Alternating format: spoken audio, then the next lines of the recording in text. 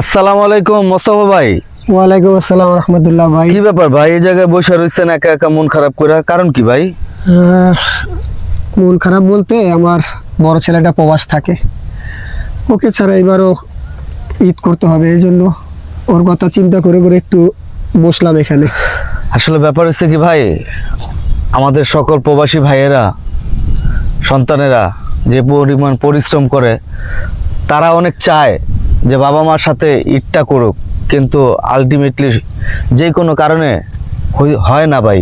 তো তারপরও মন খারাপ করেন না, দোয়া করেন আল্লাহ যাতে তাদেরকে ভালো রাখে, সকল প্রবাসীদেরকে ভালো রাখে, আপনার সন্তানকে ভালো রাখে, এই দোয়াটাই করি ভাই।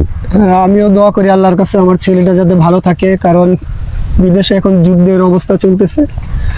আমার ছেলে সহকারে সকল প্রবাসীদের জন্য দোয়া রইল, আল্লাহ যাতে সকলকে ভালো রাখে। আমিন।